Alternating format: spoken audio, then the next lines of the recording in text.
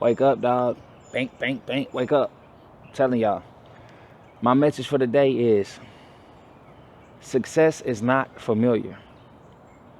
That's why they always tell you, you got to imagine who you want to be, who you trying to be. You got to envision yourself. You got to walk like who you trying to be. You got to talk like who you trying to be. You got to do the things that you would be doing as that person right now. It's unbelievable. It's a form of delusion that you got to believe it first, but it's so true. That's why fake it till you make it applies to this conversation. I was just about to drive home. I said, hold on. Nah, success is not familiar. Success is unfamiliar. When you get too caught up in your daily routines to where you literally are just doing, it's like a cycle. You constantly on a cycle, and you constantly always come back to this point of saying you want to be somebody else. You want to do something else. You want to be happier. I want to make more money. But you never do what you're supposed to do. Why? Because it's unfamiliar. We are comfortable doing things that are familiar. That's it. And if it's unfamiliar, we get uncomfortable, but there's growth in uncomfort. When we start waking up, like I said, like I used to, I had to test myself back in like 2020, I think I was doing it, to like 2021. I would just randomly wake up in the morning, cold shower, boom, for at least like 30 seconds, it'd be cold water. As much as I hated it, eventually, something in my mind developed to where it's like, if I can get past this, there's nothing I can't do. No matter no work I got, like it's easy, it's done. I'm knocking it out. I'm not gonna let it hold me up any longer. And that was an unfamiliar task that ultimately helped me start waking up early, just get going, just jump starting my day. You know, it's like jumper cables. But yeah, success is unfamiliar, man. Success and the things that to make you successful is even more unfamiliar. We get so stuck in our normal routine. What's comfortable for us? And I'm telling you, that comfort and that convenience is gonna kill you. That comfort and convenience is not your friend. That is the op. Convenience is an op. You hear what I'm saying? Op, dog. They talk about all these ops and these songs and all that, man, in these streets. Bro, convenience is an op. Familiar is an op. I remember I was, and it's just on the play on the word familiar, because I had got my music into this movie who was going to be at AMC theaters, man. And all the people there, you know, they knew it was mine. They shaking my hand. You got great music, man. Thank you. Like, you did a good job on the music and blah, blah, blah. Great. And I posted that on Instagram, and I'm looking at my story. I'm like, damn, 300 people done seen this. And I'm looking at the people who like it and said congratulations. It's only like 4. I'm like, what the I said, what the hell is wrong with the familiars? That's what I'm like, bro. The unfamiliars outshowed the familiars, and I could not, it blew my mind. I'm like, yo, this is actually great news for me. And I'm getting so much love from people who know nothing about me, know who I am, just complete unfamiliars. And all the familiars that watched it said nothing. So that's why I said, bro, I'll never confuse familiar with family. Don't ever confuse familiar with family. And I was going to get into a spiel about the IG and all that, just how people can follow you but not like you, just how they follow LeBron and hate LeBron, or they follow Kim Kardashian, hate Kim Kardashian. Like, they'll follow you, but they'll never like. But that's just what it is, man. I'm sorry to jump off on that, but yeah. Don't ever confuse familiar with family.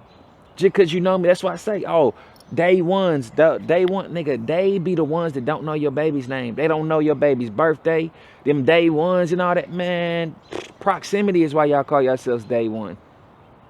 As soon as, like, and I tell you, the people I would consider day ones, a lot of the time now is the ones where it took them to like day 100, day 300 to really be like, you know what, I really rock with him. You know, we was cool on day one. We was cordial, but then it grew. We got some interest, and then you know what I mean? It's just like, oh, damn, I done slipped up and fell into a brother. Like, that's the best type of shit. Like, when you slip and fall into a great relationship that's just completely unexpected, completely organic. You don't expect too much from them. They don't expect too much from you until they do. That's why I say labels, expectations, then that's the only way you can get disappointed. If I don't put no label on nothing, how can I expect anything without a label? Think of that, a relationship. As soon as you say that's my girl, expectations come. And when the expectations aren't met, what happens? She disappointed. So, just to give y'all a little quick learning on that. But yeah, everything that's familiar is not family. I don't know if I should call it that. Everything that everything familiar ain't family, dog. It's just not. It's just not. And you'll get confused. You'll be thinking you got to be loyal and solid to people. Man, fuck, man. Sorry to cut. Hey, dead all that. We not being loyal. We not being loyal to disloyal people. I always say, judge people how they treat you on social media, not in person. Nah. I don't do that in person stuff no more, because everybody they fake in person. They don't know. They on their phone so much they don't know real like energy. They can't even read energy no more. They just numb to it. They numb to confrontation. They numb to. They don't know how to handle that stuff. They can only get online and feel some type of way. You feel me? So yeah, I judge people off there. Like, don't backdoor compliment me. Don't be in my story looking at my post and then you in my DM like, oh yeah, bro, that shit was hard. Like, what? Why don't you tell the world it's hard, that you liked it, that you enjoyed it? Don't tell me behind closed doors it was good. Like, what? Like, keep that. Return to sender. Don't deliver that over here. Wrong address. I don't want that shit. Sorry. I don't want that shit, man. But everything that's familiar ain't family. And once you learn that, you're gonna be a lot more happier. Hell, I say don't even act like. That's why I don't ask for favors. And if I do need a favor, it's only because you know you gonna need me for what I can do for you. Like, bro, there's something I can do for you. Or maybe I just need a solid, bro. You know what I mean? But yeah, I ain't in a position to be asking for favors. I'm out here I'm trying to foresee what's happening before it happens. So therefore, I ain't never gonna be, because I done been in too many positions where I done been unprepared. I done not had enough of this, or I done did just something, messed around, was too high, wasn't paying attention to this, locked my keys in, like did it, just stupid stuff, right? And I make sure that's like my pet peeve. I make sure I don't get in those situations ever again. I'm sorry, I'm not getting in those situations ever again. I plan ahead. I'm gonna be prepared. If this happened, I already know what's gonna happen. Like, I moved out here to Atlanta 24, 23 years old. Me and my now wife, we moved out here, babies, whole new city, Atlanta. Everybody was like, y'all going where? No, y'all not. Oh, y'all moving? They'll be back in 3 months. Like, so many people counted us out, calling my phone, like, bro, hey, I'm trying to pull up and get a look. I'm like, bro, I'm in Atlanta now. When you coming back? I'm not coming back. I couldn't believe it. And now that I'm looking back, like, yeah, if you right now you trying to move to Atlanta, like how we moved, like, bro, it's gonna be so much harder for you, because you're gonna have to find a job, find somewhere to stay when rent is double what we was paying. Jobs is still paying somehow the same amount of money.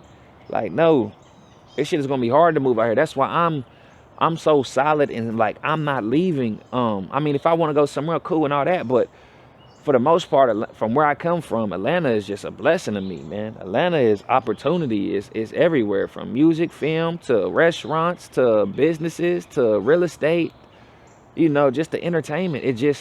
It's enough for me. And I can always go home. We can go to Florida. We got the airport right here. You know, do I want to live in Texas? I don't know why I would want to, but I wouldn't mind visiting. Do I want to live in Detroit? Not really. New York? Not really. I would like to visit those places, but Atlanta has grown to be home. We got, like, I'm just going on the rain here, but the lakes, the city, the outskirts, and not like, bro, it's so much here, bro. The hikes and all, it's a lot here, man. It's a lot going on here in Atlanta, man. But yeah, man. Atlanta was unfamiliar. This trip, this voyage was an unfamiliar trip, but there's growth in it. There was growth, and it paid off. It's growth. That's why you gotta take a chance. Can't play it safe. And I've been thinking about that even more. Like, I need to take a bigger chance. I need to do a little bit more. I need to go a little bit harder. I need to press a little bit more buttons now that we're getting a little more stable and things are changing around some more. Like, I done pressed a lot of buttons. You know, I done interned for almost 2 years for free, 16-hour days doing all this. But I met all my favorite artists. Like, waste of time. I mean, cool for the networking and learning, but waste of time. Wasted a year and a half in Atlanta. Chasing rap dreams, and I could have been putting that into real estate, wholesaling, anything. But yeah, I'm gonna start getting to talk. I'm gonna start showing y'all more of my professional side instead of just the Feenyx, the creative player side, man. But yeah, let's cut it there.